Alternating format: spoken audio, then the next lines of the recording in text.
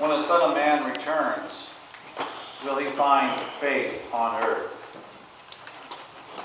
When Jesus returns, will he find faith on earth? Do you believe that Jesus will return?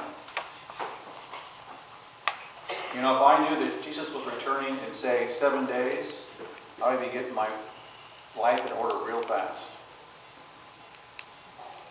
I just think too many people live without really knowing what communion with God really is.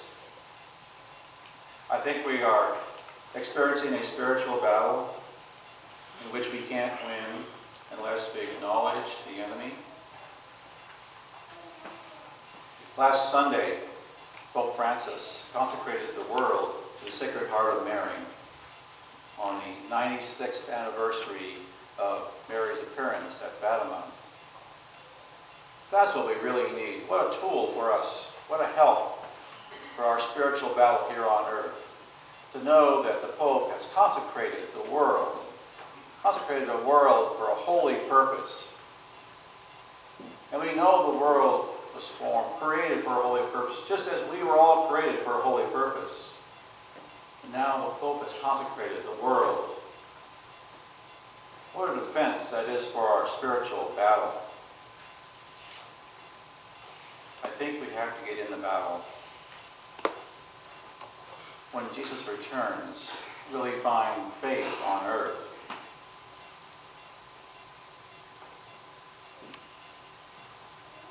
Are we winning or losing the battle of faith? Jesus said we have to be persistent, like the widow with the unjust judge. Jesus said, how much more then would Jesus, would God, answer our prayers if the unjust judge will do the same after much persistence? And so we are asked to be persistent too, because we know that our God is much better than the unjust judge. We know the persistence that God will hear our prayers. This morning I heard Father Ron Rapp recall that 90% of prayer is just showing up. Just showing up for your daily prayer. Just showing up for your evening prayer. Just showing up to Mass. 90% of prayer is just showing up. Moses was persistent. He held his hands high. And as long as his hands were held high in prayer, his warriors saw the power of God and they fought on. But when his hands came down, they did not. We can learn from this too that even the great spiritual leaders of our history needed help now and then. Moses could not keep his arms up. He needed help. Aaron and Hur, they came and helped hold his hands up. We need help. We need help for our endurance. But I think that we don't feel the urgency. We become comfortable. We become complacent. We don't really see any danger in our life. We don't see any danger in our spiritual life. There is no urgency. I've worked before with people in crisis. And you know, crisis does not come overnight. It comes gradually. It creeps in. We miss a Mass here and there. A few small sins here and there.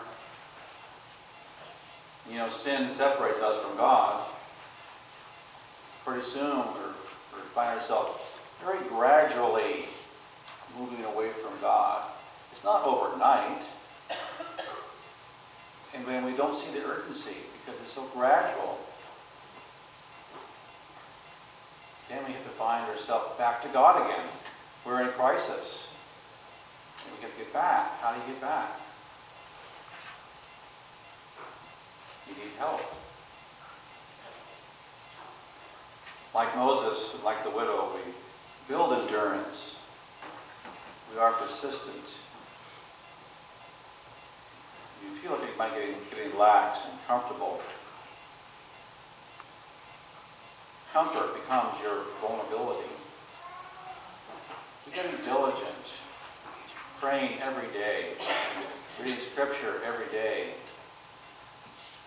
We don't want to become too lax in our faith life.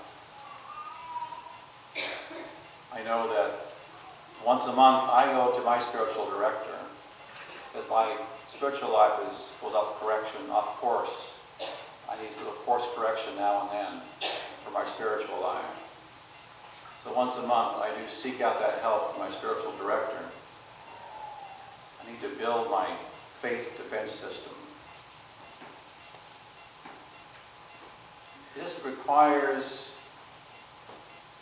daily attention, a daily attention to what is going on in your heart and your soul, lest we become too comfortable, too lax in our spiritual life.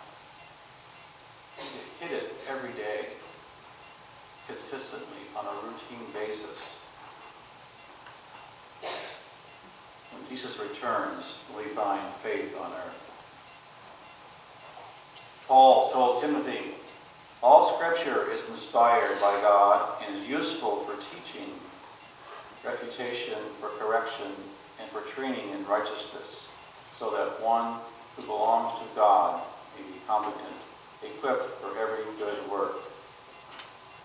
2 Timothy 3:16. He went on to say that to be persistent, whether it's convenient or inconvenient. And there's the rub.